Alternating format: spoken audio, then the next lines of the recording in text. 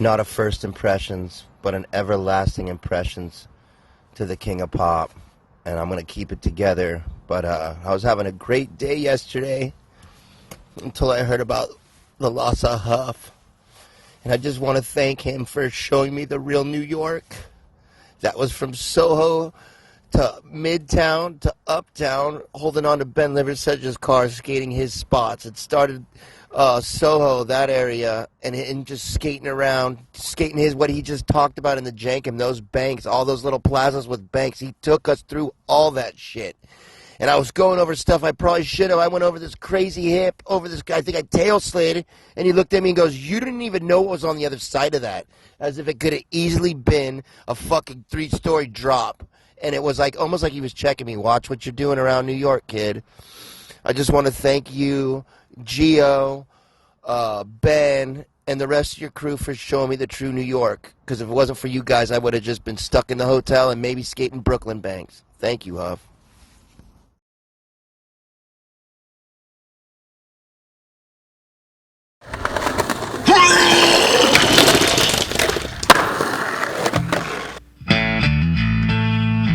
This is Jeff Ament from Montana Pool Service, and you're listening to Talkin Schmit. It's cool, like tonight is the night. Here we go again. Just give it the old college try, right now. Big dog's in. Schmitty. 96 times Schmitty. Thanks, Schmitty. We on? Schmitty. Talkin Schmit. That's called go to the hospital, bitch. I'd be shitting my pants, lad. Your Rolodex is fucking deep. It's about the one. Who is this guy thinks he's tough shit? What's up? We're tastemakers. Come on, Schmitty. What the fuck? Let's hear it for Greg Smith. Yeah!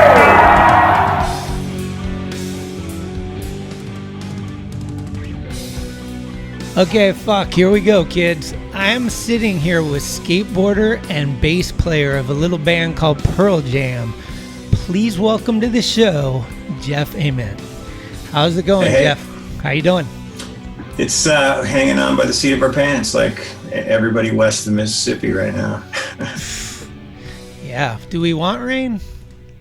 Is rain gonna I think help? so. Yeah, I think so. Like, you know, we got a little bit of rain, and then east of here got snow, and then Colorado got snow last week, and I think it squashed all those fires, or at least put them back quite a ways. So Okay. I never am praying for rain or snow, but I am right now. Yeah. Hey, you guys got some smoke in Montana, huh? Yeah, like 2 days ago, well, maybe 4 days ago, we got a little bit of smoke, and then 2 days ago, it really started rolling in. And this morning when we woke up, I can't see the mountain across the way or anything. So I think we're around 200 smoke index. Everybody's educated on the smoke index now. Yeah. So Once you get to 200, stay indoors, and then if it gets too high, it's gonna come after you indoors. So. And San Francisco has some of the most insane photos I've ever seen. Like, I had friends sending me pictures, and I was like, "That's not real." Like, I've never seen this guy quite that red. Yeah, they got like orange skies, but they got Apocalypse Now, Blade Runner, and then San Francisco 2020. Right. And you can't tell the difference. But those pictures of the bridge and stuff, it does look like a movie set. Yeah, it's crazy. It's insane. It's sort of one of those times where it's just like, okay, bring it on, let's get this over with. Yeah, I don't want to jinx it, but I keep waiting for the earthquake.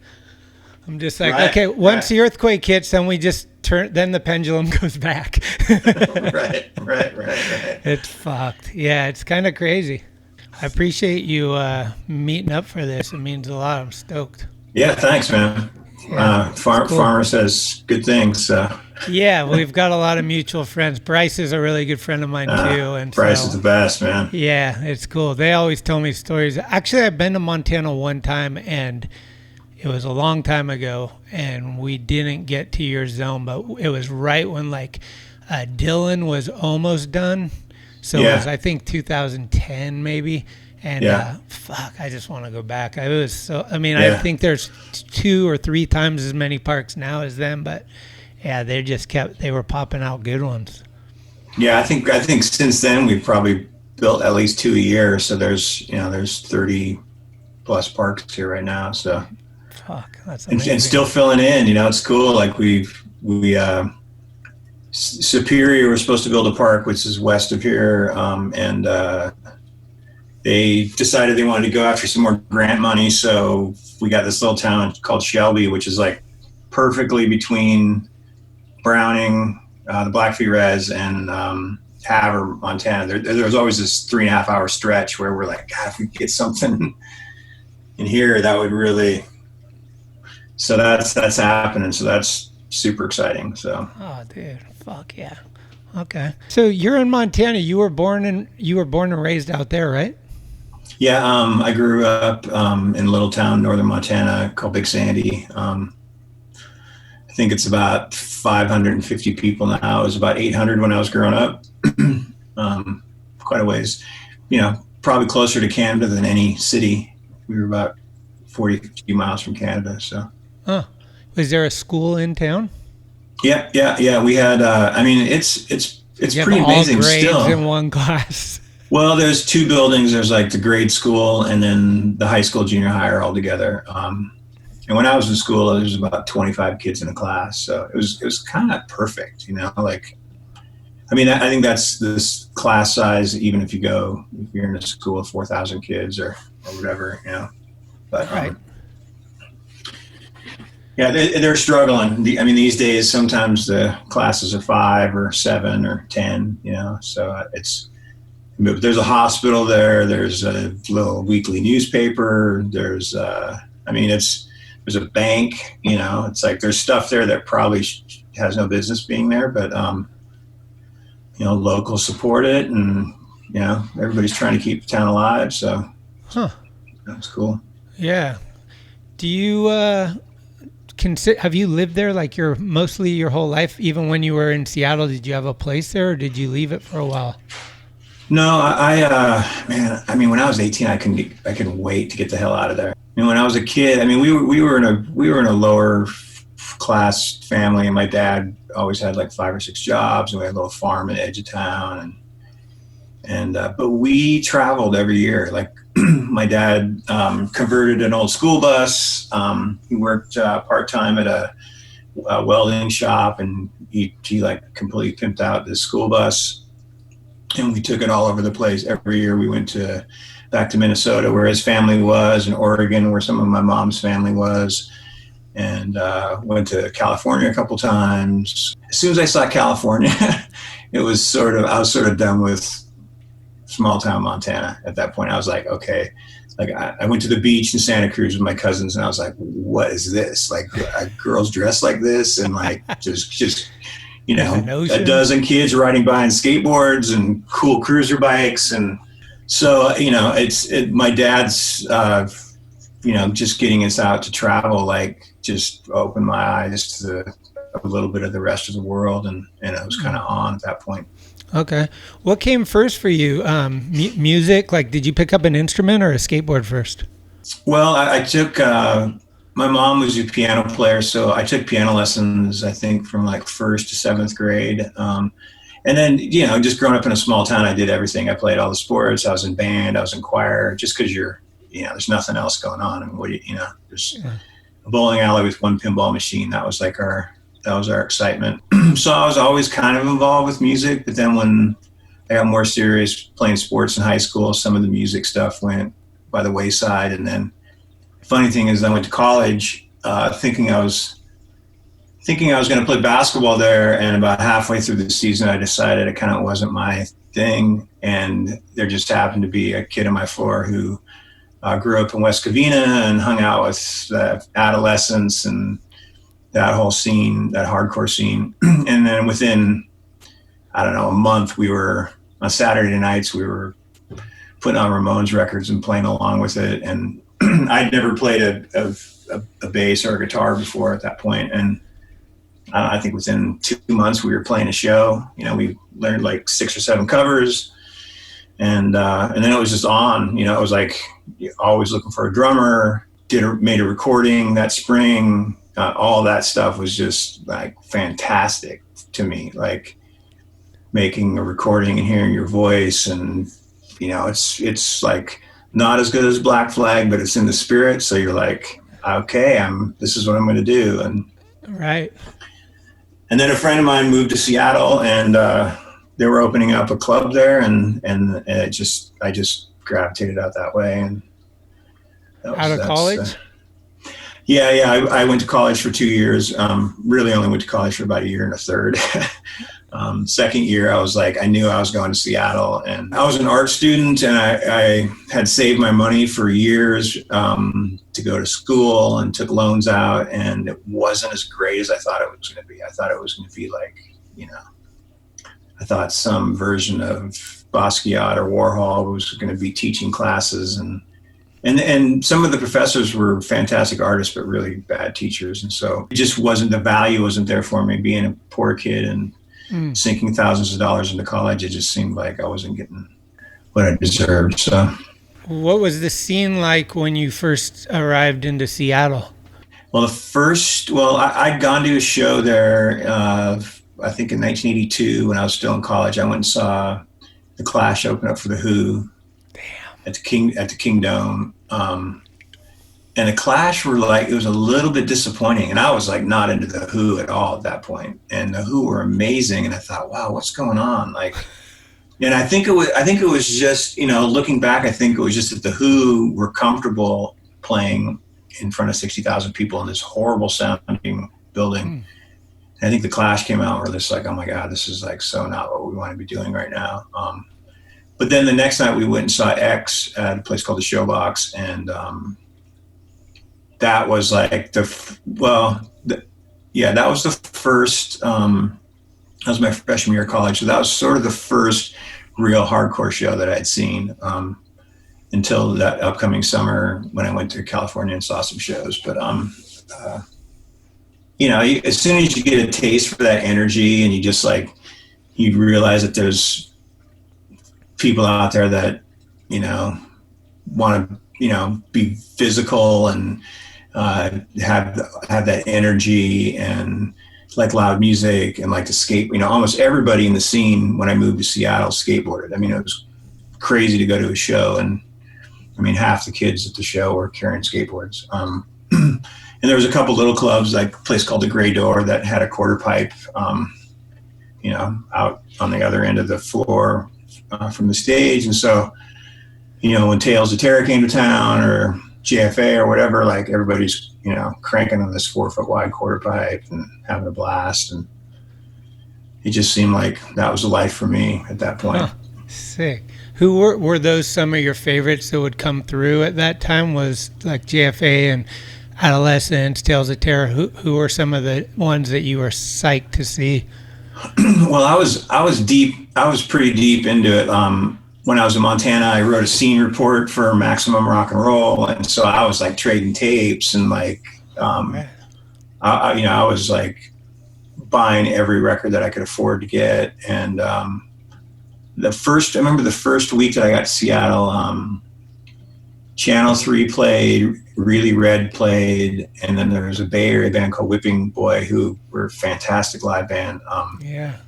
They played the first week I was in Seattle, and it actually got to the point to where I couldn't afford to go to every show. So I went to the owner of the club and said, "Hey man, can I sweep up or clean?" And so he was, this guy Hugo was this French dude who I think he was really trying to open like a commune club. But it ended up being like, Seattle's version of like, Crass and kind of that whole English scene. And he was like, so open to whatever. And so I just showed up at every show, and if I couldn't afford to pay, I would like sweep the floors at the end of the night, or he got me playing records on off nights, and he would, give me $10 or something for coming to play music. And that ended up being how I met, that's how I met Mark Arm, and that's how I met Alex, who was the drummer in Green River. And just because those guys were coming out every night and we were talking music, and it's like that stuff was not happening in Montana. So felt good to be there. So did you take the guys from West Covina? Did you start your first band with them and go to Seattle, or what was your first band? Yeah, my first band was called Deranged Diction, and it was this guy John Donahue, who was from West Covina. Maybe the first month of school, there were some brick banks between the library and the student hall of the university that we used to skate. And there was two opposing banks. One was about 4 feet tall, and one was about 7 or 8 feet tall. And we were over there one day, and this kid shows up and starts skating, and we start talking. And the first thing he said was like, "Do you play music?" And we're like, "Well, yeah, we do." And he goes, "I have a Les Paul and I can't remember what amp he had." And so then we started talking music, and his favorite bands were, I remember he was really into Gang of Four. And so that ended up being my friend Bruce Fairweather, who I'm still really good friends with. And then we probably went through like 6 or 7 drummers, of which this guy Sergio Avina was our drummer the whole last year that we were a band there. And he ended up moving to Seattle with me. I went and picked him up at his mom's in Frenchtown, and he didn't have any money, and his mom made him like these 2 giant bags of fried chicken. It must have been like 4 chickens or something. And I think we both might have eaten almost all of it on the way to Seattle, which is like only like a 9-hour drive or something. Damn. But we stayed at my friend Randy's house, and it was, we were both sleeping in this little closet, and then Sergio ended up finding some people that he ended up living with, and then it was just like getting a job and trying to get ahead of it and trying to get your own, it took me a couple months to get my own apartment and all of that. But forever grateful to Randy Peprock, who was the guy that said, like, "They're opening this club. You got to move out here. You can stay with me." I mean, all that stuff, that's not possible without having one person who can offer it. So, right. Those like choose your own adventures that you made the right choice are like so key. Right. Yeah. And just being young enough to, you weren't afraid of it failing or any of that. It's right. I mean, I think about it now and it just seems insane that I did what I did. And I think by the time I landed out there, I had $40, and it was just, you just went to the store and bought like 20 pot pies, and that lasted you for 3 weeks, and did it. Yeah, we'd buy those microwave burritos. They were like 99 cents frozen. And you just boom, boom, boom. So did going out and being a part of the club, did that motivate you to like, I want to get out there and play? Like, did you meet some people in that process that helped kind of get you to be able to play some shows and get the band out there? Yeah, since I got to be friendly with Hugo, the guy that owned the Metropolis or ran the Metropolis, I think once everybody got out to Seattle, we put an ad in the newspaper, and this guy Rod, we didn't have a singer, so this guy Rod Moody answered the first guy, and he was like super talented and had written songs. And I think within a couple of weeks, I told Hugo, I said, "Hey, if you need an opening band," he goes, "We need an opening band next week for this band from Texas called Butthole Surfers." And I didn't know anything about them because it was their first time around the country. And so I think that was the second show we played. I think we played another show that was like a benefit for the Vancouver 5 or something. And then we were just sort of in, then we opened up for Husker Du, and we opened up for DOA and a bunch of bands, and, the bands that came through, like Husker Du were like nicest guys ever. Like the guy that promoted that show decided he wasn't going to pay us, and they gave the guy a hard time. They ended up giving us $20, and Grant gave me a joint, and even though I didn't smoke weed, but it was like, Grant from Husker Du gave me a joint, So all those experiences were just so amazing, seeing Bad Brains and just so many amazing shows at that time. It really was like the in some ways the best time of my life because I was going to shows, at least twice a week or 3 times a week, and I had a killer job at a restaurant called the Raison d'Être that everybody who worked there was a kind of the center of the gay art community in Seattle, and everybody was like into cool stuff. Everybody was into cool art, cool theater. I had guys taking me to go see Ornette Coleman and King Crimson and stuff I never would see, because they wanted to turn me on to something. And so, it was just like I said, I grew up in a wheat farm, small town in Montana, and all of a sudden I'm like in the center of such a cultural melting pot of just really interesting characters, and a lot of those folks that I'm still in touch with, and they're still doing cool art, and I totally lucked out that I got thrown into that world, because my life would be different without the Metropolis and the Raison d'Être. I'd be a farmer. And now, another first impression with Tony Douglas Farmer. It all centers around a night at Madison Square Garden in 2010. Just a mad night backstage, and John McEnroe and Michael Moore and the Olsen twins and Steve Olsen, Jocko and Bud and Rick, that shit quarterback from the Jets. A whole Spinal Tap freak out at the end because we stayed so fucking long we couldn't figure out how to get out of the arena. It was the first time I'd ever seen Pearl Jam. So my first impression of Jeff is I should have seen Pearl Jam a long fucking time ago. I was just fucking blown away. The gig was incredible. I may be going out on a limb here, but I definitely came away from that night feeling like, we got the Great American Rock and Roll Band question. Who is the Great American Rock and Roll Band? Well, they may not be the answer, but they're in the running. But as for Jeff, just the sweetest fucking cat, down to earth, and I love the dude. Wow. And were you skateboarding yet at this time? Mm-hmm. Yeah. Growing up in Montana, like we took a trip to California, maybe 76, and my cousin Gary Keppers, who lived in San Leandro, he had made a stringer laminate board in his shop class, and he had California Songs and Road Rider 4s on it.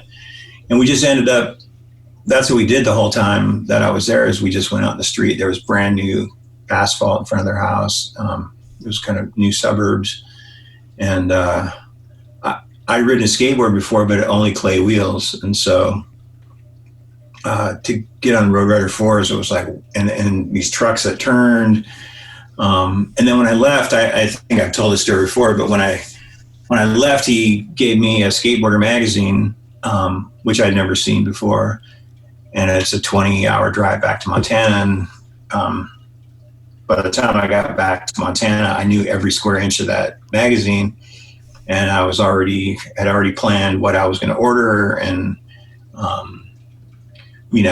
like they showed slalom. I was like, oh yeah, the train depot has a big pad. I can do slalom over there. Right.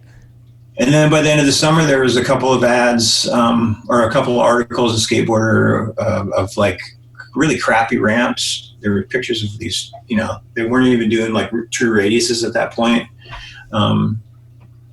And my dad was really into showing me how to build a ramp and really into showing me how to cut out my own skateboard. And he didn't really have that much interest in sports, but teaching me how to build something was was pretty important and something that he had a lot of energy for. So I, for the next 5 years until I graduated, I was building bigger and bigger and bigger ramps every year. And I had a bunch of little side jobs where I was like, saving my money. I was like, okay, they're putting masonite on ramps. I'm going to save up and buy, masonite, or the transitions were getting bigger, or they added flat bottom, or just all the different, things that were changing. And I was just keeping up with the magazines, whatever I saw in the magazines. then gradually there were a couple contests in the state, like by 78, State Fair and I met kids. Then I started to meet kids from around the state, and then every year you travel a little bit. You get in a car with a couple people and drive 300 miles to skate somebody's crappy low quarter pipe. Yeah. So, was there anybody from Montana in that era that came out and ended up like getting some of skateboarding? Well, there was this kid, Mike Moraski, who always beat me. He ended up skating in a couple of the Hester Series contests. And I think 79, there was a contest in Helen, and I was getting my game together. Like I had pogo rock and rolls, and I was kind of blasting frontside airs, and I was like, I'm going to get him. And I didn't know it because he lived in Bozeman, which was 250 miles away. And, it's like, I'm not talking to him during the year, but I think in May or whenever it was that year, they went to Boulder and he skated in the Hester Series and ended up getting sponsored by Gullwing and I don't know who else. I think Tom Inouye gave him some caster boards and some wheels. But he came back to the Helen contest and he was doing like backside ollies and I think he's doing inverts and he stayed ahead of us and then he moved to Seattle, and we had a little interaction in Seattle, and then he moved to San Francisco and started a band called Steel Pole Bathtub, who were on Alternative Tentacles. He's a composer now at Valve, who they do super like the top end video games. Like he's creating music for like incredible music and award winning music for. I don't know anything about video games. He explains this stuff to me, and yeah. It's huge and, it's a great job and he gets to bring in like a death metal drummer with, African players and, and whatever he dreams up in his head that he thinks would be the soundtrack for these things, he ends up, bring that to life. But, so yeah, he was the guy. Mike Moraski was the guy that if he would have moved to California, he could have probably, skateboarding died right at that time, right when he was peaking. The parks are disappearing and everything. Yeah. Yeah, 1980 or 1981. It was there's 2 or 3 skate parks left. I think Del Mar and Upland and a couple others. But. Right. And so, was it mid 80s or something when you were in Green River? Yeah, I moved to Seattle in 83, and then Green River started end of 84, I guess, probably. It was like perfect timing. He came up and he was like, "Hey, do you want to join our band?" And he was in a band called Mr. Ep. That the last version of Mr. Ep was with Steve Turner, and it's sort of Mr. Ep was a cool band. They were like they kind of had a flipper thing, but Mark and Steve were playing guitar, but it almost seemed like they were taking the piss out of like rock star guys that could play guitar, but they couldn't play guitar. So it was a really like I couldn't quite figure it out. Like I mean, growing up in Montana, I had no real concept of sarcasm. And so I was like really super confused about what they were trying to do. It was like, okay, it looks cool, but it kind of doesn't sound that cool. and they came up and they were like, "Hey, you want to play bass with us?" And the guy that was going to play drums was this guy Alex, who I got to be friendly with too. And he was in a band called Spalooey Numa that was kind of the first of the kind of metal-y hardcore bands. Like it was maybe like Suicidal Tendencies a little bit, or something in that realm. But it just coincided perfectly with guys in my band not showing up for practice, and I was taking a bus like 45 minutes or an hour across town, and guys weren't showing up. And right in the middle of that, they were like, "Hey, you want to come play with us?" And I was like, "Yeah, I'll go check it out." And then it's weird, it's weird at that time of your life, when you think about like, you can't even think of why you broke up with a girlfriend or why you stopped being friends with people. Like people just sort of fall off. And I mean, our band broke up, but there was really no conversation about it. Guys just stopped showing for practice. And so then I stopped initiating any of it. I stopped getting shows. And then all of a sudden I was in this other band, and within, a couple of weeks we were opening up for the Dead Kennedys and recording. We were in this recording studio within probably 3 weeks of being a band. So wow, it was cool. It was cool to be in a band with guys that were, sort of hyped to do all the stuff you want to do, make records and play shows and maybe even tour a little bit. Right. What can you say about Mark Arm? Is he a pretty sarcastic guy? Like, he likes to take the piss out of things, right? Yeah, amazing. Like, now I totally appreciated it. At the time, and when he was at his best, or at the time, sometimes I thought it was his worst. It was when we were playing the really big shows, like Dead Kennedys or Black Flag. There's like 1,200 kids, and half the kids have never been to a punk show. That they're like, I don't know where these kids were showing up from, but those were the shows where he really, his stuff was, I started to catch on to what he was doing by that point, but the crowd didn't know. And the few kids in the crowd that did know wanted to kick our ass. And then there was, it's worthy of a chapter in a book, the time that we spent in Green River. Just the stuff that he pulled, he, there was one show, I think it was opening up for Agent Orange. There was one show where we played half the show, and then all of a sudden he reached into his pants and he just starts pulling out like sardines and starts throwing them to the crowd. And I remember thinking, like, how long did he have the sardines in his pants for? Like, that's a high concept comedy act. But I think some sardines got in the PA, and then that promoter wasn't going to let us play shows. So I think the end of Green River, I don't even know if we could barely play a show in Seattle. We were playing a lot of shows at Satyricon in Portland and going to Vancouver and Victoria a bunch. But we made great records, and we went to the East Coast, and we went to California a couple times, and there was a sweet spot where we were sort of open to each other's influences, and I think it worked. I think the middle record, Drives a Bone, I think that was like sort of the sweet spot where it was like, okay, you can do like Stooges meets Aerosmith meets Birthday Party meets Iron Maiden.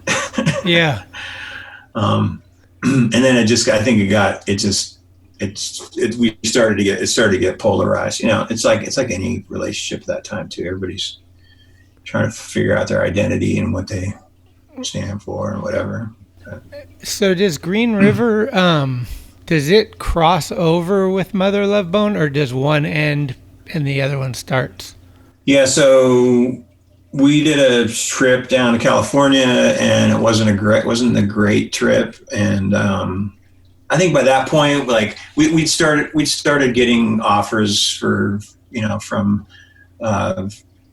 record labels like Enigma, and I was friends with a guy that worked at Island, and I was friends with a woman who worked at Slash.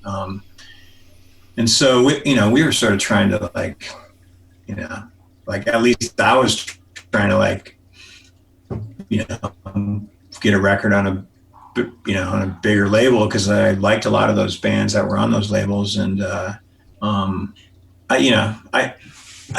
think in some ways I was driven in a little different way. Like I didn't have a safety net. I was the only guy in the band that didn't have family in Seattle. So I was probably a teeny bit more desperate to I couldn't really afford to be in a band and work a really crappy job. If you took time off to play shows, and then you just be in this crazy hole for 4 months, because you're making minimum wage, and you're trying to pay rent and trying to keep your phone going.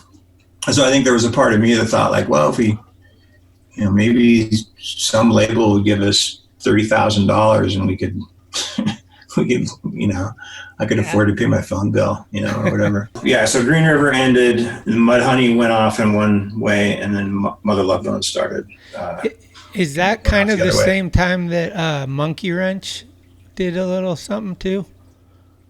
Yeah, Monkey Wrench might have been like maybe 4 years after that or something. In fact, Monkey Wrench might have been right around the time that Pearl Jam was getting going. Like it might have been like 1990 or something like that. And we loved anything that Tim Kerr was involved in, Chris Gates and those guys. We loved the big boys. Like there was a trip that Green River did to California where our bus broke down. And we were supposed to go to Texas and play a show with the big boys, and we're supposed to play a show with Butthole Surfers, and that didn't happen. That's sort of like one of the big regrets, not getting to go to Texas and witness whatever was going on there. I mean, the little bits of things that we heard and saw, it looked like the greatest music skateboard scene on the planet. I remember, I think Thrasher Magazine had that picture of looked like it was like a 16-foot wide vert ramp. Maybe it was wider. And the big boys were playing in the middle of it. And it just looked, everybody who was dancing and stuff, it just looked a little bit like Seattle, in terms of like the crowd. But they were having, a punk rock show in the middle of a really cool looking skate ramp. Yeah. And the big boys music was like just the best, It was like, they were really good. It was like the Minutemen, but it was like Texas style and almost more funk, almost more in the funk realm. And so, and I always I loved the Minutemen live, but I didn't always like the records like at that time. Which I love their records now. But the big boys were doing something that was, I'm really bummed I never got to see that band. Like that's a bummer. Yeah, I'm interviewing Tim day after tomorrow, actually. I'm looking forward to he's the greatest. Yeah, stoked. Yeah, I did Brian Brannon like a week ago, and cool. He was talking about the thing that you guys all kind of have in common is like his first show, they opened up for Black Flag. I'm like, what the fuck? You know what I mean? Right. It's like you saying like these early shows opening up for whoever, Husker Du or what, Adolescents and all these bands. It's like such a different time, I think, and such a I don't know. Yeah, you could go on forever about that, but it's really cool to just kind of see those like footsteps and like, I mean, Green River, looking back, is a big influence on so many people that have gone whichever way, but like there's that nucleus that you guys had, and I'm kind of trying to figure out, like, Nirvana, Bleach was already out, but maybe that was it, or no? No, like Bleach came out like 88 or something, so that was like Mudhoney had already made Green River, we'd done our 3 records, and Mudhoney had already made their first couple of records, maybe our first record before Bleach came out. I remember hanging out at the Vogue and hearing, because we were good friends with Jonathan and Bruce from Sub Pop. In fact, they moved their offices to right above the coffee shop, the Raison d'Etre that I worked at. And the Vogue was right across the street, which is where, most of the action was happening kind of from 1987, 86 to 1990 or something like that. But I remember being at the Vogue and hearing this music, and I was like, "What is this? This is incredible!" Because it sounded sort of like Metallica meets the Beatles or something. Like and then they played a couple weeks later, and I went and saw them, and I thought they were terrible. I was like, I don't see it. And I remember Jonathan Poneman was really super hyped on it, and I was just like, I don't really. To me, it sounded like at that time, it sounded like a kind of a bad version of Mudhoney, who I thought were amazing. And within a few months, Mudhoney was, incredible, and then a few months after that, Dave Grohl joined the band, and that was when I knew it was real. I knew that, what they were doing was clearly better than anything else that was happening when he joined the band. So Grohl really helped push it into another level. Yeah, and Chad Channing was an amazing, he was one of my favorite parts of the band when I saw him early on. But there was the power that Dave played with, and just how dynamic he was, how quiet he would get. It just played right into the way that Kurt was writing songs. It was that loud, quiet thing was such a big part of what they did. And Dave really made it loud. Like it was like, I don't know if I'd ever seen a drummer play like that up to that point, you know, like that heavy, you know, like you're in a little club and it's like the cymbals are killing you. And like, it's propelling the music in a way that, you know, I mean, when you see great drummers, you start to understand that, but that, you know, for our little local scene to have a drummer, and we had amazing drummers. I was in a band with this guy, Greg Gilmore, who was a fantastic drummer. Matt Cameron, I remember when Matt Cameron joined Soundgarden, it was just like, holy shit. Like, you know, like Soundgarden, you know, almost took the same sort of step that Nirvana did at that time. Like, you could tell Soundgarden had something cool going on and they'd made a single and that was cool and whatever. But Matt had been playing in this band called Skin Yard that was kind of an arty band that I didn't really like at that time, but I listen to that music now and I appreciate it. But you know, Matt just he brought a level of musical sophistication to that band that allowed them to write in weird time signatures and not make it sound weird. And you know, it gave Chris just the ultimate palette to write, you know, music that he ended up writing. So yeah, Matt Cameron and Dave Grohl. But that's the two guys right there. So this is probably a little weird question, but like from my perspective, what happened was, because I had seen Nirvana on the Bleach tour and they played like a small little club, right? And we were into like bands that, you know, like you say, we were into punk bands. And then Nirvana came through and we didn't really call them a punk band, but they had that small identity or whatever. Yeah. We went to Santa Barbara, Isla Vista, for a Halloween blowout party or whatever, and it's just, you know, the worst people kind of everywhere, but it's just beer and let's get fucked up.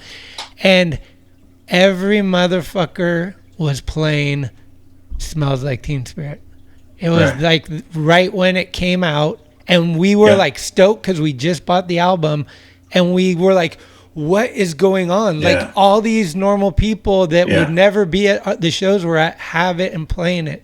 I'm just wondering, I'm sure you've probably heard this a million times, but what do you think happened? Was it just the right place, right time? Like, it's so weird. Well, yeah, it's both things. It's the right place, and it was also like the worst thing that could have happened because it was so out of nowhere, and it got so big so fast. And I have a similar story. Like when I was in college, U2 had just made War, their third record, and I got it. And U2 was like, there was only like 20 of us in this little town that were listening to U2 at the time because they'd only made 2 records. And the third record came out, and I probably had it for a couple of weeks.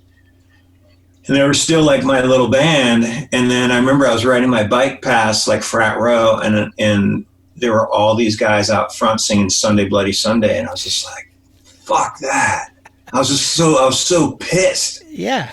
I was like, that's fucking my music. That's not those. I fucking hated frat dudes. I mean, it was why I quit playing basketball, because that knuckleheaded jock thing that, I mean, I was playing sport. I played every sport in high school, but I didn't understand. I was also like a punk rocker and had a skate ramp in my yard. And so nobody told me that you couldn't be both things. And I went to college, and it was quickly evident that those guys were like, well, you can't hang out with those fags over there. Or, you know, I was like, what do you mean? Those are my friends. Like, I mean, I can't hang out with those guys. That guy's got pink hair, blah, blah, blah, you know? And so I went the other way. And then when I saw those guys like singing Sunday Bloody Sunday, I was just like, oh my God, like U2, like I didn't listen to U2 anymore. Like I didn't listen to U2 until I think Octune Baby, you know, I didn't listen to any of those records. And it was because they got taken away from us. And the same exact thing happened in Nirvana and then happened to us where, you know, we made our first record and we're out like, you know, plowing around in a van and playing in front of 15 people in Providence and, you know, doing it exactly the way that we thought. And then I think we opened up for the Chili Peppers, but we were playing 30 minutes and we were like the low man on the totem pole.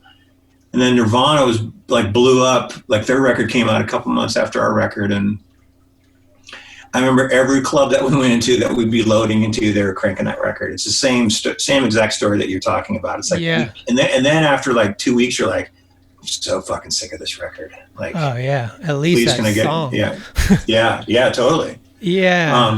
And so then it was like, then it really was. It was just on, and we were just on this magic carpet ride. That was going too fast, and then all of a sudden, every band in the world is asking us to go play shows with them, and all your dream.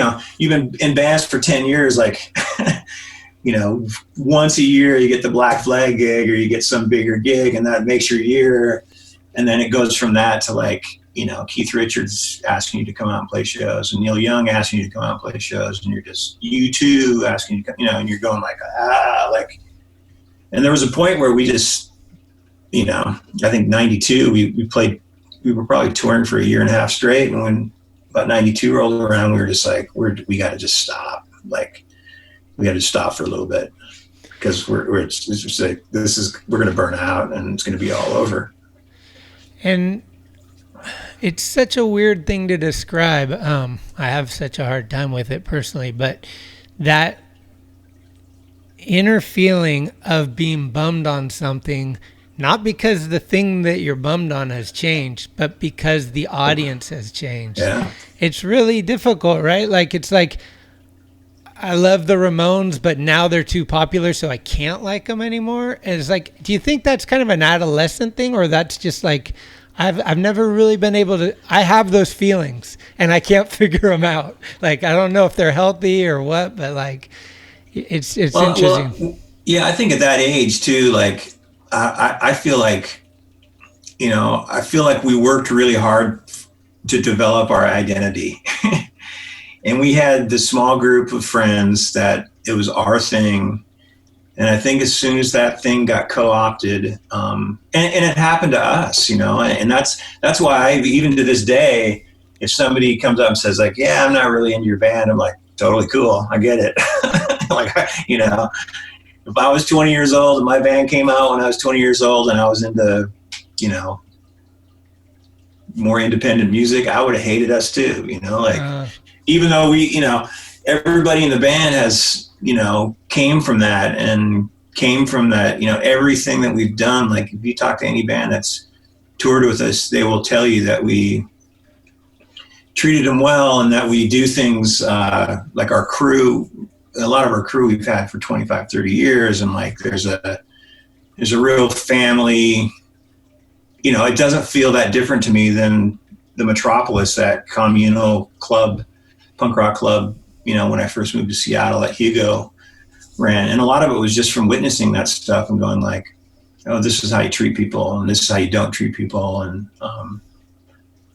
but I'm never offended when somebody says like, yeah, I kind of hate your band or whatever. I'm just like, yeah, cool. Let's talk about something else. Yeah. What's the infatuation with Mookie Blaylock? Do you like the name? Like, what was the deal? How did the band almost get called Mookie Blaylock? Well, it was like pure accident. When Pearl Jam was making our first record, we would go over. There was a Safeway across the street from the studio, and we go over every day and get lunch. And we started doing this thing where we would buy a pack of basketball cards with our lunch, and it was like we sort of had a contest, like whoever put together, in their 7 or 10 cards that you got, whoever could put together the best team would win. It was like the cheap, like little card game or something that we played. It was like, well, you just be like, okay, I got 10 cards. I got like Magic Johnson, Isaiah Thomas, and like I win. I have like 3 All-Stars, and you got Greg Kite and a bunch of bench guys. And it just so happened that when we were making tapes to give them to our manager or to give them to whoever, we would just grab a card and stick it. They fit perfectly in the cassette where the J card was. The one that our manager ended up with had Mookie Blaylock in it. And I was in his office one day and he's like, hey, Alice in Chains wants to take you guys on tour, but you need a name. And we're just like, we don't have a name. And they go, well, we got to have a name like in half an hour because the info is going out to the club owners who, make the posters and run the advertisements or whatever. And so we were looking around. We were just looking around. And I remember Ed and I were like writing just like cool names on a piece of paper. Because we hadn't even thought about it at that point. Like we were just completely focused on like writing music at that time. And then all of a sudden one of us looked and saw the basketball card and we're like, well, how about Mookie Blaylock? And I was like, yeah, that's kind of a cool sounding name. So we did a whole tour with Alice in Chains as Mookie Blaylock, never intending to keep the name. We thought it was a perfect placeholder. Yeah. Until we could figure that out. Oh, interesting. I never heard that. So the card just fits right into the tape cassette. Yeah, perfectly. Yeah, perfectly. Yeah. Okay. And the band getting together, like, it was just like your expectations have to be high, right? I mean, like, you guys had a full album almost within whatever. Like, you guys played a show, I think, 6 days after the band got together is what I read or something. Yeah. We, like, you were which ready. Again, but I think it was like Ed was coming up for a week, and it just sort of felt like if we're really going to see if he's the guy, then one of the things we have to do is play a show. And he had already put lyrics to 3 of the songs. So we worked up another 5 or 6 songs over the course of that week. And then I think it was like the 6th day. Like I think the 5th day we went in the studio and did recorded demos to 6 or 7 of those songs. And then we went and played a show. And then he got on a plane and went back to California, and it was sort of like, is he the guy? And like, there was a couple of days of discussions about that. And I mean, from my standpoint, it was like it was clear that he was a worker bee, like we were. And that was what I wanted more than anything. I wanted a guy that was just going to like live it, and like be stoked to get in a van for 2 years and just like go everywhere that we possibly could. And because I'd read somewhere, I think even when I was in Green River, I'd read somewhere that, and it might have even been somebody ridiculous, like somebody in like Steely Dan or but they said playing a show is like 10 rehearsals. And so in my mind, I was like, okay, we need to go play 100 shows because we need to be 1,000 times better than we are right now. And so that was, it was clear to me, like, that week that we hung out with Ed, that he wanted to do the same thing. Like he was like, I'm ready to do the work. I'm ready to put posters up. I'm ready to make T-shirts. I'm ready to, do the work. So. Mm-hmm. I mean, at that stage of your career, though, you've already been in some bands that are pretty well known, at least, especially in Seattle, right? So playing at home, the first couple of shows, there's probably a buzz about like, wait, there's this new band playing. There's a guy coming up to sing. Yeah, and, like probably like the insiders know the scoop and they want to come. I mean, is there some animosity amongst people, like competitive wise, where it's like, oh, let's see like what they got on us, or is there more of a brotherhood? Well, I think when the scene was smaller, there was more of a brotherhood. And then I think when the thing really split was when Green River broke up and Mudhoney went one way and Mother Love Bone went the other way. And then I think the scene, which was probably only a couple hundred people at that time, it really did divide, half, or however many people went towards Mudhoney and the rest of them went towards us. And I think even like after Andy died, it probably, there was probably some crossed arms. I think I just closed my eyes for that whole show, and I think Ed probably did too. But I think it's like he's the new guy, and he's the guy that's going to try to replace Andy and all of that. But it was awesome too because like the Soundgarden guys and the Alice in Chains guys, and some of the people that we shared managers with, they were really super supportive. And in particular, the Soundgarden guys, especially Chris, was really, really super supportive of us. At the beginning, he was always wearing our T-shirts and whatever, and was really a good friend to Ed, that first couple of years.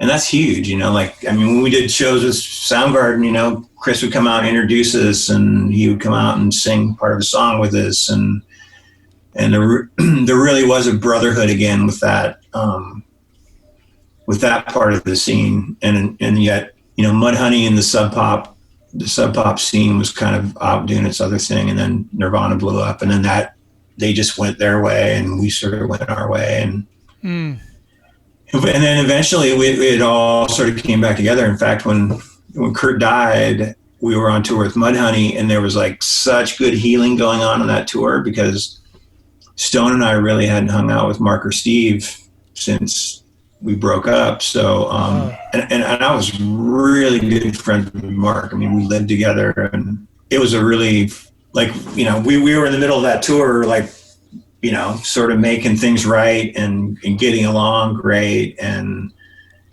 drinking beers after the show, and we went to the White House together, and and then Kurt died in the middle of that, and it was good. It was really good that we were all together at that point, because I think I wasn't friends with Kurt, and it was more, we shared we were brothers with Nirvana, whether we hung out or not, because we were the two bands that got mentioned together. For lack of a better example, we were the Rolling Stones and the Beatles, or whatever, of the Seattle thing. So we were paired up. We were, we were pitted against one another. There's a lot of journalists that tried to make something out of that there was some animosity between us or whatever, and it sort of worked for a while, but we still, I knew Chris Novoselic forever. He hung out with the Melvins guys back in the early days, and so when Kurt passed away, it was, we were super sad, because they were brothers. Right. Do you remember what city you were in? We were in DC. We were playing we were playing George Washington University or something. Is that in DC? Yeah, somewhere? I think so. Damn. Yeah, those are the moments through where you remember. I remember exactly where I was when that happened too. My boss came in and was like, "Dude," he was kind of clowning. "Did you hear some shit?" Yeah. And I was just like, "No way." Yeah. No way. We knew he'd been having some troubles, and we'd lost Andy, a couple of years before that. So it wasn't, it's one of those things where you're not shocked, but you're still just totally so sad, Totally. For everybody involved. So. Yeah. Not to get carried away on a tangent of that, but similar thing. I've had a few real important people in my life die in the last 5 years, P. Stone, Hubbard, and then Jake Phelps, and not even making the comparison to Cornell, Cobain, and Woods, but just in a way, it was the same type of thing where it's three dudes within every 2 to 3 years, somebody big and important in your world is passing.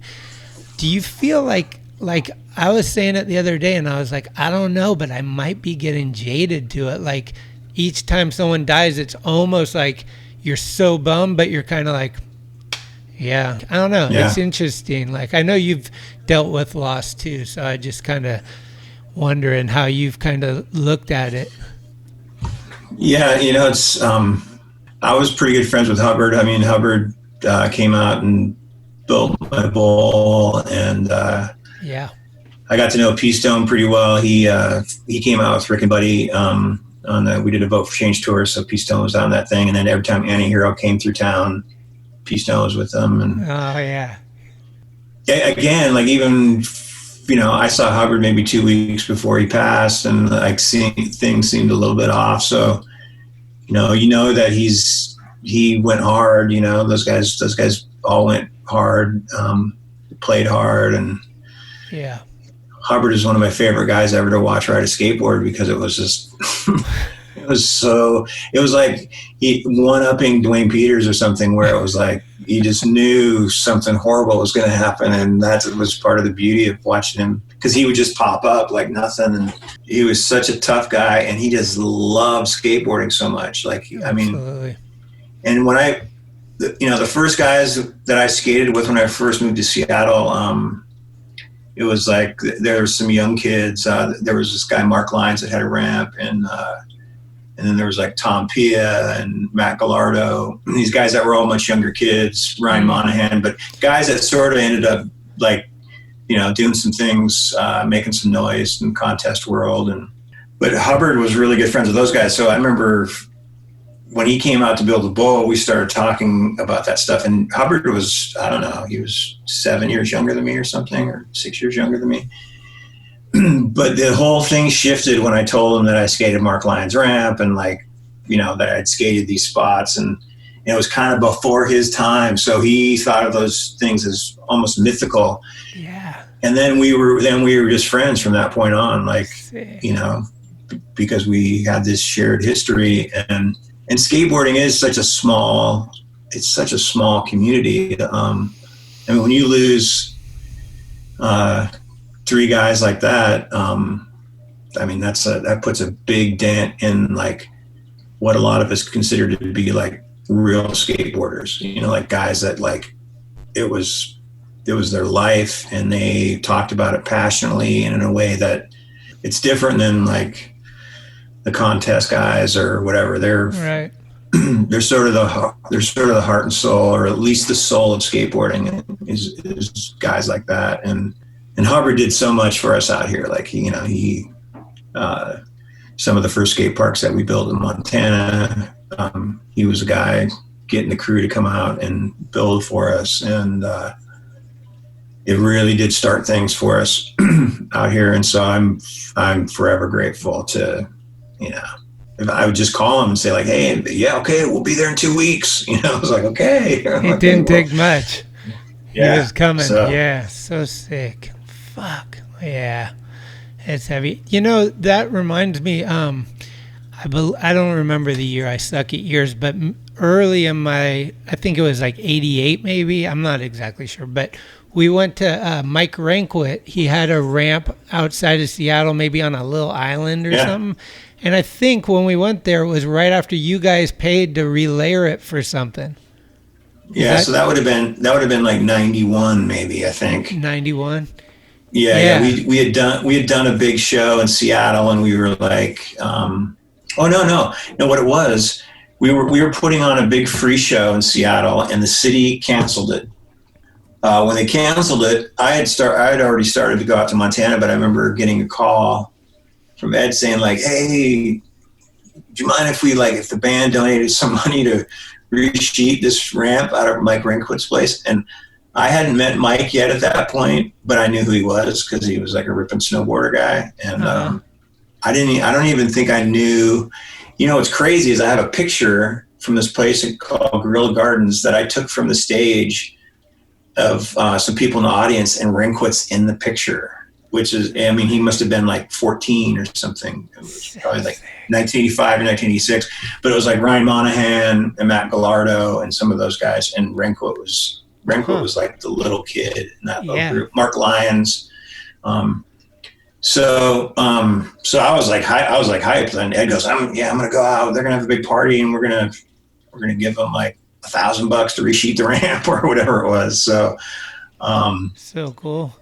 Yeah. And then I got to know him a little bit just because my brother and I rented an A-frame for a few years, like 93, 94, 95, maybe up at Mount Baker. And so, that was my first snowboarding years. So like for that to be the place where I was learning how to snowboard and to be around that scene and the chandelier scene and kind of, at some point during every winter, like all the top pros, and they were all in that, it was a crustier kind of punk rock crew of snowboarders at that time. It was a different.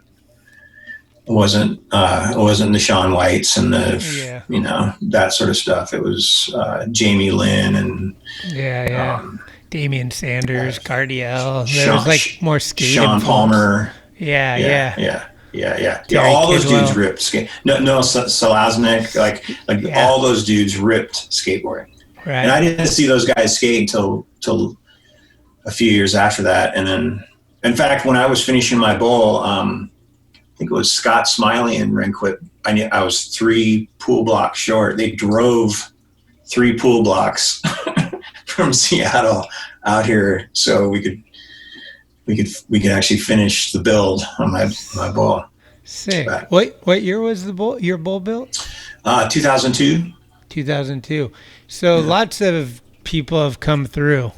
Do you got any favorite moments or favorite dudes, or like the most epic barbecue day where everything just worked a little better than normal? Or well, I mean, we had like a 10th anniversary, kind of a loose 10th anniversary thing, and I remember I reached out to Rick and Buddy, and I was already friends with like Pineapple and Stropel and Wally and a few of those guys.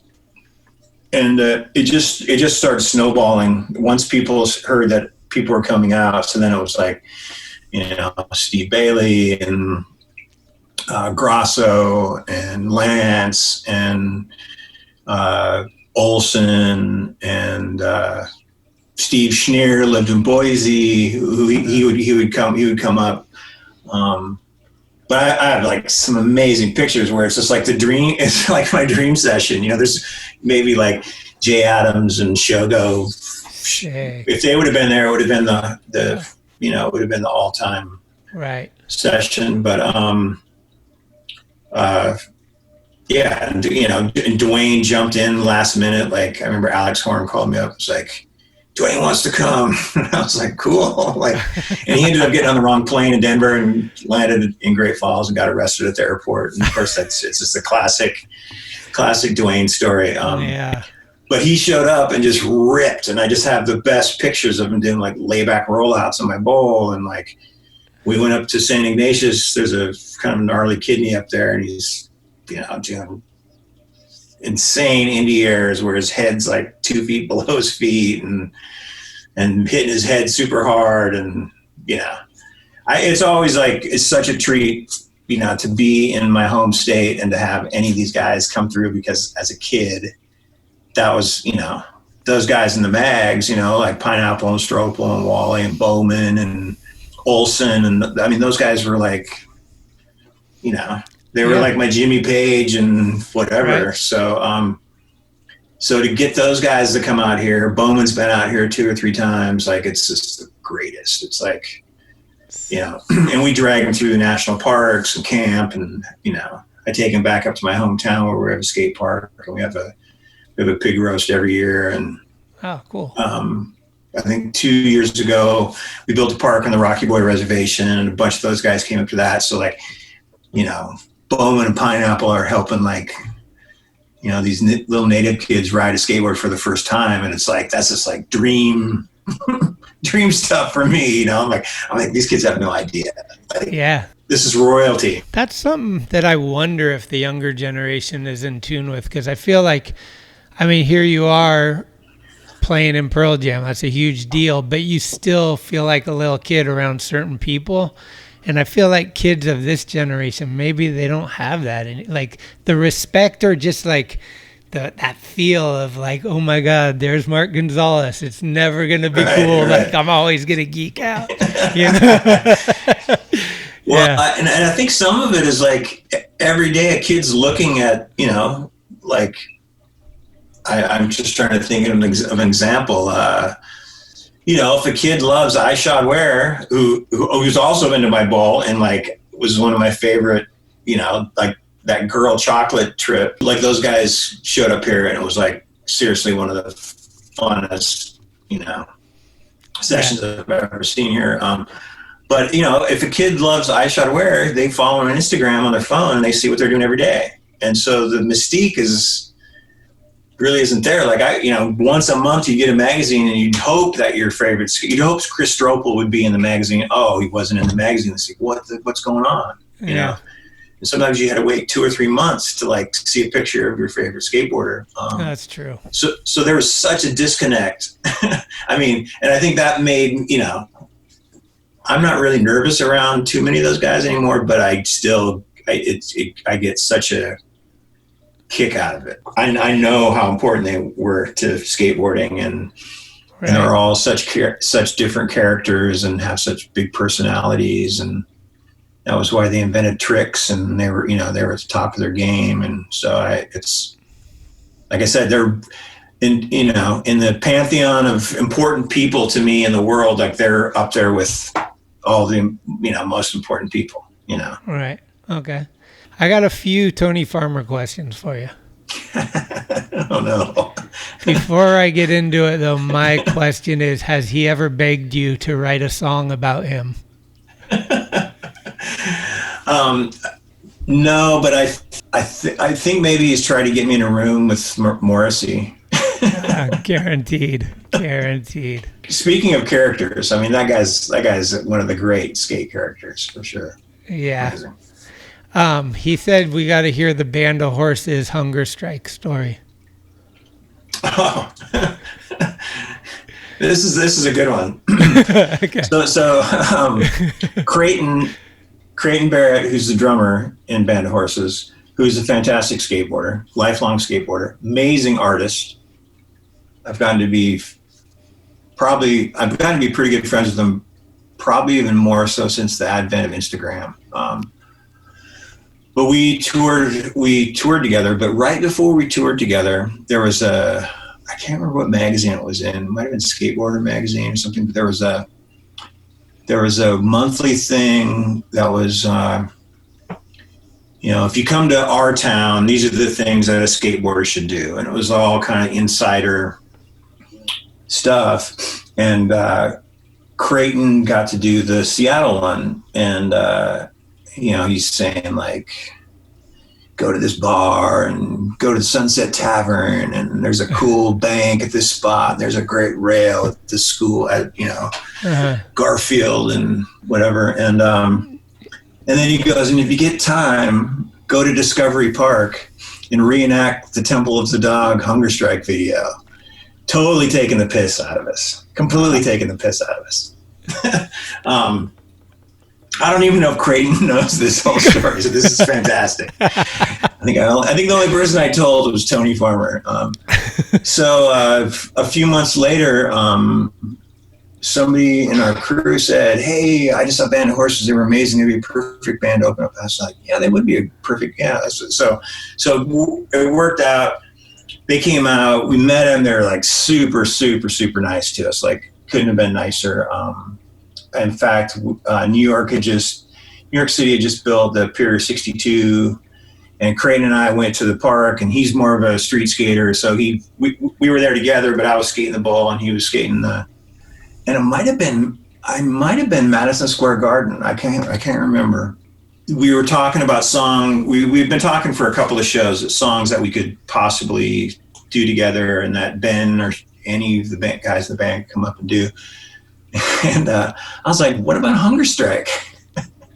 Fully knowing that Creighton had just taken the piss out of the thing. And Ben goes, I love that song. And Creighton wasn't in the room, so Ben agreed to do this thing. So I'm pretty sure it was Madison Square Garden. I think Tony was there. Was Tony at the show? He might have been. Yeah, because he's been at a few Madison Square Garden shows.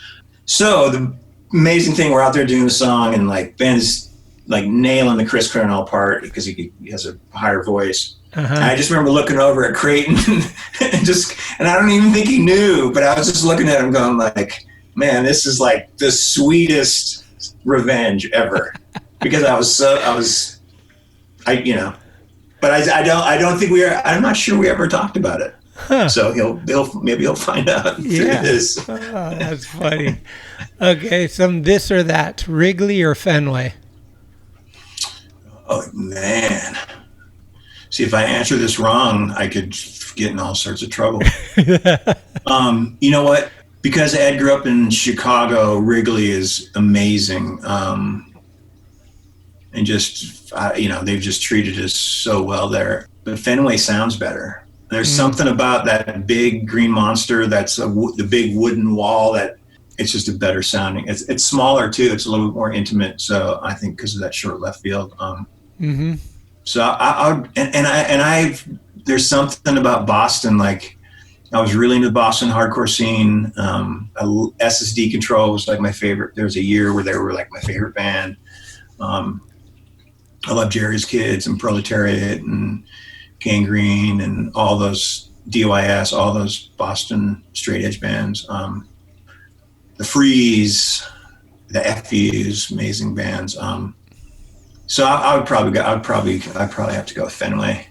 Okay. I might get kicked out of the band.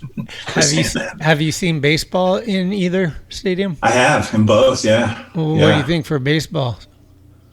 They're the two oldest stadiums. Yeah, that's tough. That's a toss-up. I haven't been to Boston, but I fucking love Wrigley. Like I went there twice, and it was insane. It's just so cool in the middle of a neighborhood like that. Yeah.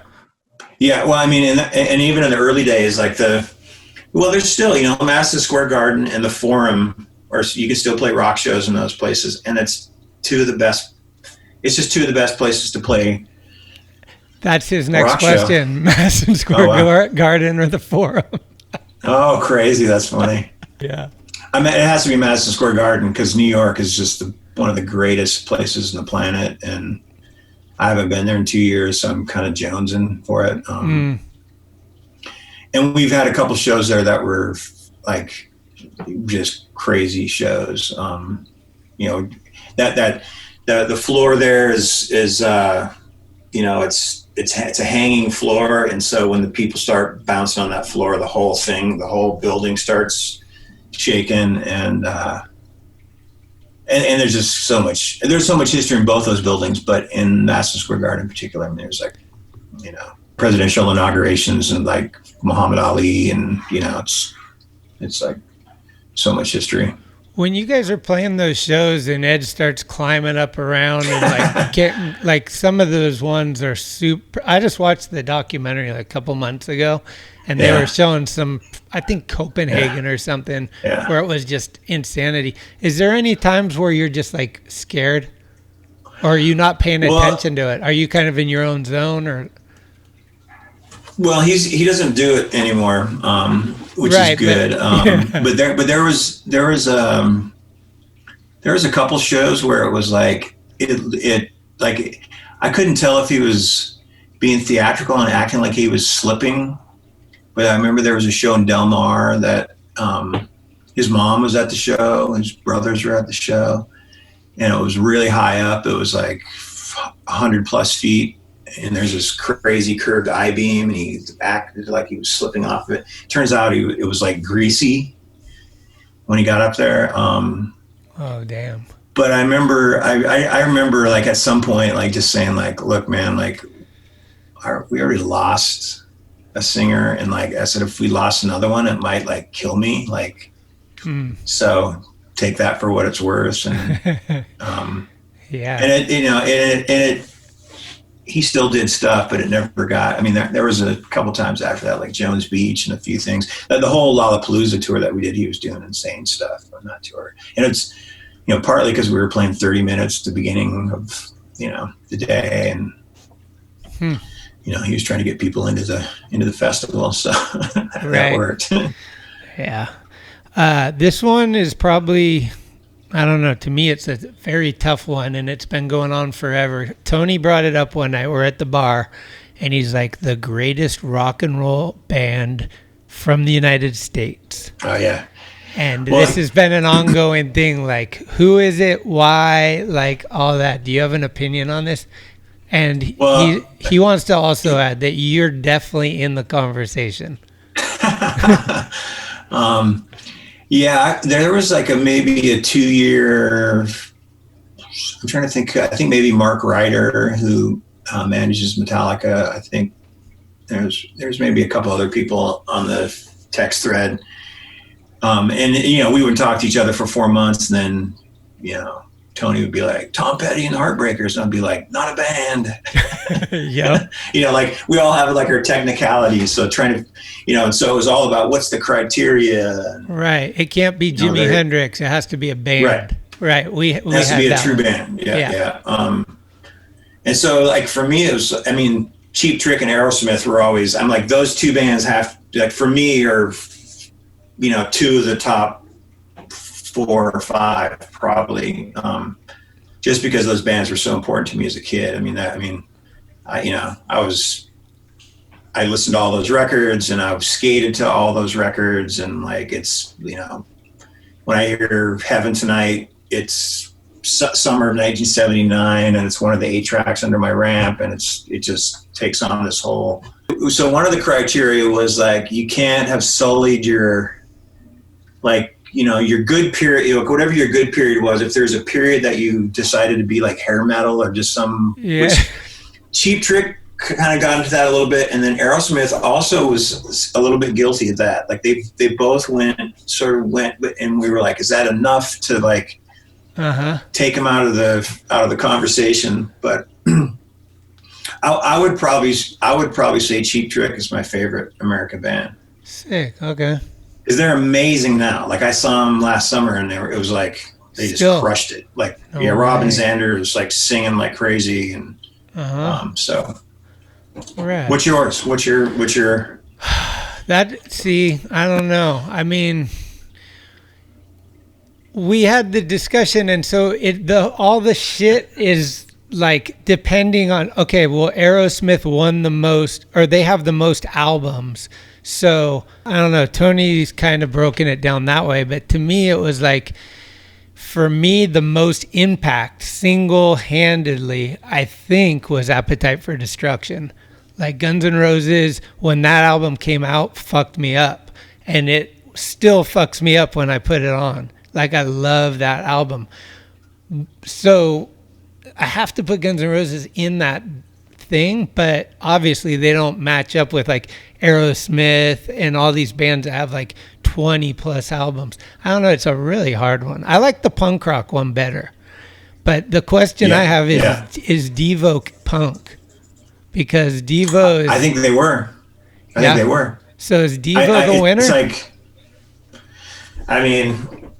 Devo might have made, it's like I remember being in college and a pickup truck driving by and saying like, "Fuck you, Devo," even though we didn't look like Devo. Yeah. But Devo took on this whole thing, like the weirdo person who obviously listened to punk rock music. They were Devo to the rest of the world. Right. So it might have been more influential. And Devo holds up so strong to this day. Those first 4 records are like insane. They're so good. Like I can listen to those records over and over and over. This came up when I think Bad Brains got sort of pre-nominated for the Rock and Roll Hall of Fame.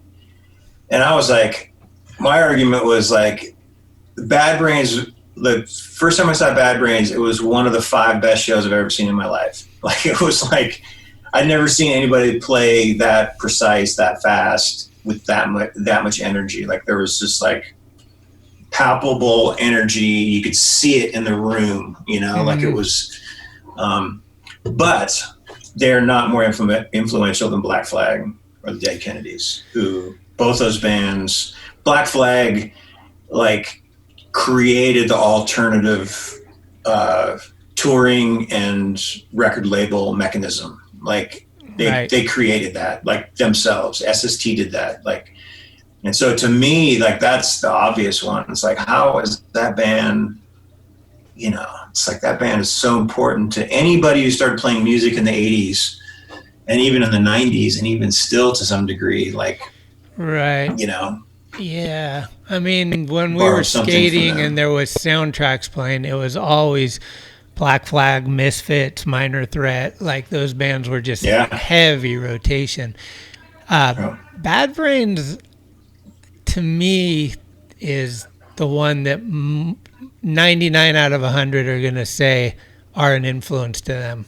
And Black Flag will get more like, well, are we pre-Rollins or during Rollins? There's these sections, like, And that's kind of the same thing with the rock and roll one. I'm kind of like, it's a smaller sample size, but the impact was huge for like Bad Brains. Brian Brandon said DOA was really huge for them. Yeah, and DOA was, and DOA was touring so much, like, they were, and I think they all shared, like you hear those guys talk about the early days, how DOA would come through and say like, man, we just played a great show in Lincoln, Nebraska. Here's a phone number. That was how you got the information in those days. Right. It's just purely by going out and doing it. And if somebody treated you well, then the word of mouth, kept it going. And JFA, like in those early days, man, JFA toured the whole country 2 or 3 times, right? At that time, and they were tour dogs, like. Yep. Amazing. That's so sick. Well, fuck. You got you're just releasing a solo project, is that right? A new one? Well, I just put out a little 5-song EP, a little 5-song 7-inch that I recorded in March at the beginning of the pandemic stuff. And it was, it was just one of those things where, for like a week, my wife and I were just sitting around complaining, and I was like, okay, this is going to last a while. So like, this can't be our reality. Like, we need to come up with some projects. So I was like, I'm going to go in and write a song every day, which I'd never done in my life. And so for probably 6 weeks, I went in and probably wrote 5 songs a week for 6 weeks. I think at the end of a couple months, I had about 40 songs, of which half of were pretty shitty. You got a little studio at the house? Yeah, that I've had here forever. It's a really great studio for like 1996. It's like digital tape, and but I have a couple good mics, and I know how to use everything, and I can play a little bit of drums, and and it's not Pro Tools, so it's like you have to sort of do a performance. You can't do a lot of like editing and cutting and splicing. In fact, you can't do any. So that part was good. And so that made me want to record like shorter songs, because then there's, and then I just got into the kind of the spirit of 1982 of like the first songs that I wrote, and whatever I was thinking of, there was no topic that was too precious or too stupid to not try to write a song about it. And it was just the best, pretty much March, April, May, that's all I did. And so I took the first, I think 5 of the first 10 songs I put in this little EP, and 2 of the songs are sort of gothy piano songs, and then 3 of the songs are just like straight up hardcore, like 1 minute, super fun. And I've sort of kept it going. So it's like, in some ways, it's like almost like the most creative time musically that I've ever had. And totally. So I think that's all we can do in this time, is just like, yeah, we just like get through it, and hopefully in a year and a half, like, there's still some restaurants around and some small businesses, and right. I mean, who the fuck knows what's gonna happen here in this next year, man? It's like so scary. But you guys were like either on a tour or about to go on tour right as this broke, right? Like, you released Gigaton, came out, like. So how's that been received? Has that been kind of weird?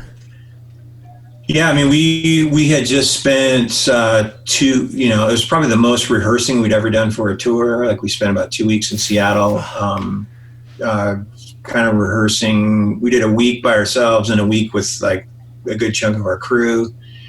And then part of our crew was headed to Albany, where our lighting director was out there with like the new lights and like programming stuff, and trucks had left with our gear, and then all of a sudden it blew up in Seattle, and a bunch of people had died in that nursing home, and we had 3 or 4 days of heavy conversations. And the thing that nailed it for me was we heard that there was people from 12 countries coming to the first show in Toronto. And that just seemed like a nightmare. It just seemed like, because nobody really knew. It was just like we weren't getting any real solid information from the government, and we just knew that in Seattle, like, a bunch of people were dying, and was this virus that we didn't know that much about, and it was spread through the air. And so they were like, you know, we talked to somebody from the CDC, and they were saying like, yeah, if you have a bunch of people in the room singing, that's kind of how it's going to spread pretty easily that way. And then we thought there's people from 12 countries coming to this show, and are they going to take it back? And is this show going to, like, you know, be the start of like some horrible spread? Yeah, Sturgis, they said, was like that. There was like 250,000 people went elsewhere after, and it just spread it. Yeah, 250,000 people. That's like, but that, I mean, that governor in South Dakota is just like, she might be one of the stupidest people in the world, though. Oh my God. But yeah, so we, you know, in some ways I think we were the first band to cancel. I think they had canceled Coachella because Coachella was like 3 weeks away, and a couple of days later we were sitting around going like, we can't, you know, even though we were like going to lose like so much money, and like we didn't, you know, it's like we'd signed, you know, contracts with a bunch of our crew, and so we're like, well, I mean, I think at that point we thought, yeah, we'll get through this in 6 to 12 months, and we can get back at it. And you know, now it's looking like next year's not looking great. Yeah. You know, so. Have you seen any of these drive-in theater style? I think Metallica maybe just did one. Yeah, I'm good friends with this guy John Wicks in town, who he plays drums in a band called Fits and the Tantrums, who are kind of a pop band.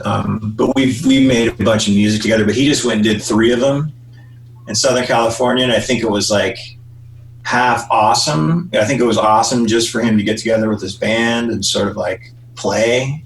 And he said the crowds were good, but he said like you just have this giant cloud over you the whole time. Everybody's trying to stay apart, and you know, it's all these shows were in LA. So, you know, a couple 3 weeks ago, there were still quite a few cases around LA, and so everybody was kind of walking on eggshells. And yeah, I think we're just going to wait until we can just go back to normal and, you know, have, you know, 20,000 people and a big PA, and hopefully that's feel good about it. They were talking about like sports, like baseball. Like, let's say baseball starts up in a couple weeks. They open up. Are you down? Like they said it's cool. You're like, I don't know. Right. Yeah. I mean, that's, you know, what do they say? That it's consumer confidence, you know, and I don't think consumer confidence is high in any of that stuff right now. Like, no matter how divisive things are in our country and whatever, it's, you know, whatever, 50-50 with all the other stuff. But when it comes right down to it, I think it's like 75% of the people don't want anything to do with any of that shit. You know, they're like, nah, we're going to wait till there's a vaccine, and, you know, until the numbers are down. And I mean, for me, it's like, I would at least wait until like everybody's cool wearing a mask and doing some, you know, doing what they're doing in the rest of the world, you know? Yeah, 100%. It's like, it's the craziest shit. I just don't even understand the dilemma. It seems so straightforward, and like, okay, if there's a 2% chance that your mom's gonna die, do you want to take that 2% chance? Why don't you just put a fucking mask on? Is it that hard? That's kind of how we've been looking at it. But everybody's just so divisive right now. It's crazy. We end it with a song usually, so you could pick any song to fucking play as we take it out of here. But I did want to talk about the MPS. Like, is that, are you guys building parks? Probably not, right? Yeah, no, we are. We finished one earlier in the summer with Evergreen in Lincoln, Montana. Oh, which is about halfway between here and Great Falls, Big Sandy. Like a beautiful spot.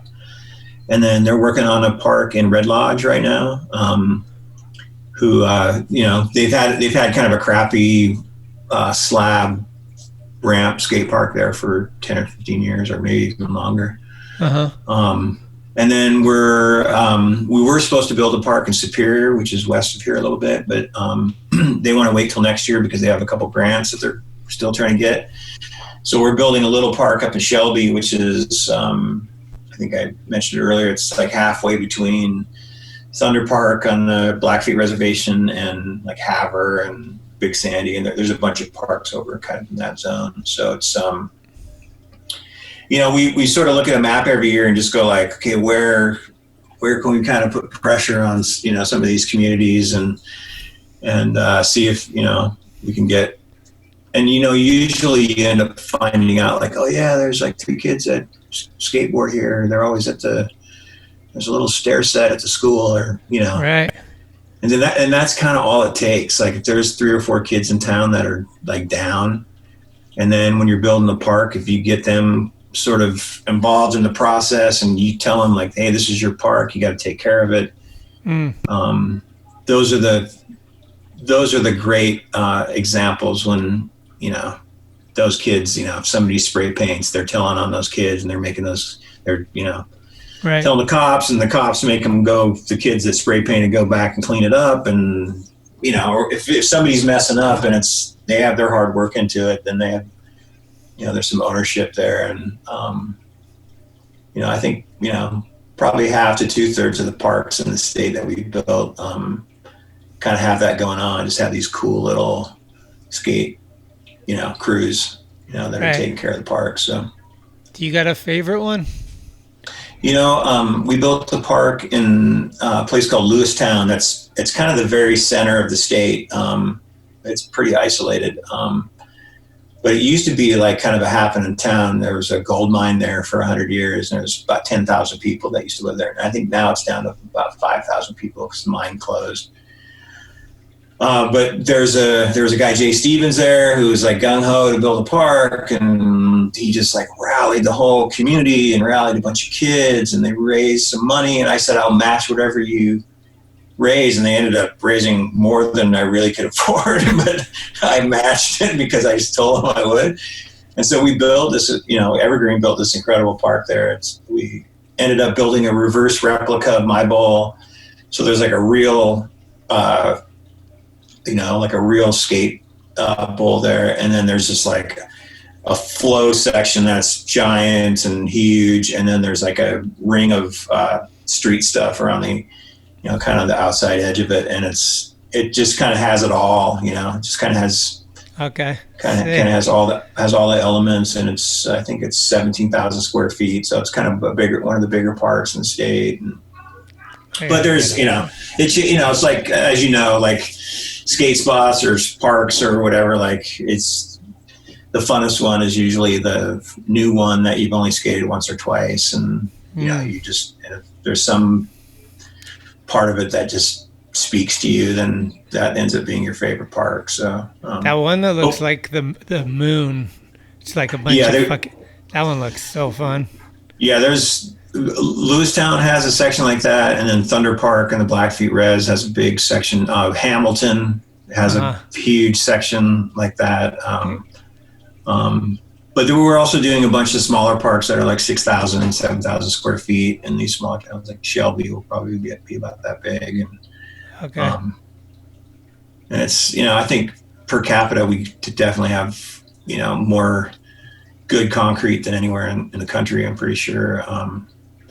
There's not even 1 million people here, and we have, 30 pretty good skate parks. So, so come on out. You gotta come out. Yeah. Get Farmer. Yeah, we got Farmer, Ox, and Bryce is the dream team right now. Yeah, they were coming last year, and then something happened with Ox. Yeah. So I'm not sure what happened. Bryce comes out every year, so he has a really good crew of guys in Oregon, like Rich and Mark Conahan, and those guys are they're always game to come out. So Casey, my buddy Adam, who lives in Portland. And that's the bummer about this year is I haven't seen any of those guys. I haven't seen, it's like I do these small sessions. Like I'll call one guy and say like, hey, you want to go skate at like 9 a.m. when nobody's there? Yeah. That's kind of what we've been doing. I get up early now. Like I go to bed early and I get up super early, get coffee, and then I'm like ready to go at like 7 or something. So if I'm going to skate, I'll skate before anyone comes out. It's just easier. San Francisco's crazy right now. I mean, I'm sure you've seen the photos, but it's really, it's making you want to just stay inside. Yeah. And then you don't want to do that because you're like, wait, that's what they want. But like, you kind of need to. Yeah. Well, and you guys have done actually a pretty good job with the virus. Like, you know, your numbers have been pretty down, especially, you know, compared to LA or something. Yeah. Which surprised me because you guys are living on top of each other there, you know. Yeah, and the It's like homeless are Manhattan, so- everywhere. Yeah, it's insane. We got to get through. We just got to get through this next year, man. Like everybody's just got to like hold on, and Yeah, we'll do it's it. like, you know, and hopefully we get good news in November and we Right. get some help. That's crucial. Yeah, That's a big one. for sure. Everybody vote, please. Yes. Yeah, you got a jam we should throw on to take it to the bridge. Let's see. I'm gonna go Devo Blockhead. Okay, sick, dude. Since we were talking Devo, I think Devo means skateboarding to me as much as any band. So Yeah, I love that. Okay, thanks so much, dude. I really appreciate it. It's been a pleasure. And thanks, Schmitty. It's awesome. I think I talked to you for forever, but I could talk to you forever more. Like I was skipping through some stuff because I knew I wanted to get to some other stuff. But I really appreciate you taking the time.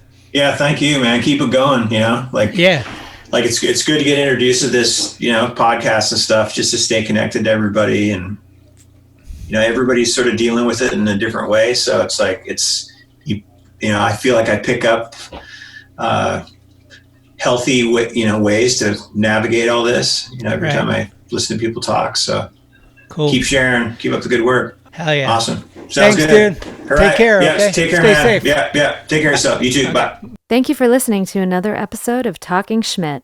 You can subscribe to the show on iTunes, Anchor, Spotify, or anywhere you get your podcasts. When you subscribe, you'll get notifications every Tuesday of new episodes the minute they become available. Also, please leave reviews and a 5-star rating. It's the best way to help the show grow.